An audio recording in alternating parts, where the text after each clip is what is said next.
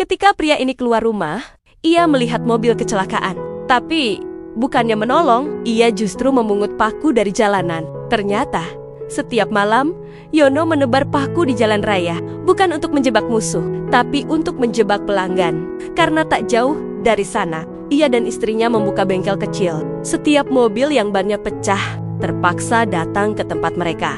Mereka pun cepat kaya.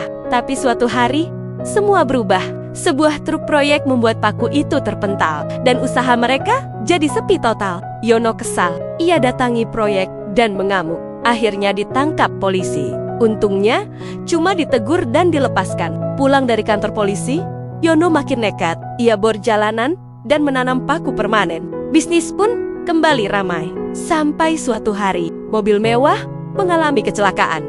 Yono awalnya ingin menolak, tapi ternyata pemilik mobil itu adalah bos proyek. Yono minta bayaran tinggi. Anehnya, si bos setuju. Saat ia sibuk memperbaiki ban, bos wanita itu melihat istri Yono sedang menjual boneka. Karena kasihan, ia beli satu seharga 1 juta rupiah. Tapi niat baik itu disalahpahami. Istri Yono merasa diremehkan. Mereka pun makin semangat menebar paku.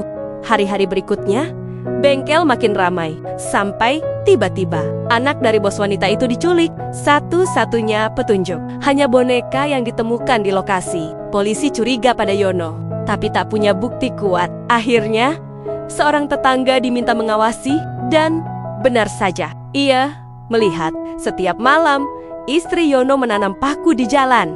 Namun sebelum melapor, ia mendatangi istri Yono dan meminta imbalan agar tutup mulut. Istri Yono jadi murung. Yono mulai curiga, tapi belum tahu apa yang sebenarnya terjadi. Sampai suatu pagi, terdengar kecelakaan di sawah. Yono melihat sang sopir malah kabur.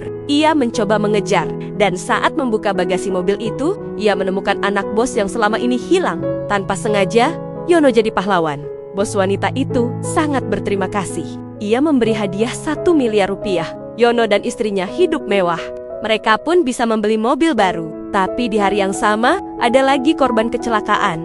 Penyebabnya masih paku yang sama. Yono merasa bersalah. Ia duduk termenung di depan rumah sakit. Lalu tetangganya datang dan berkata, "Kenapa belum balas pesanku?" Yono sadar, rahasianya sudah terbongkar. Ia pulang dan mencabut semua sisa paku. Tapi istrinya menolak karena sudah merasakan hidup mewah. Ia tak ingin kembali miskin.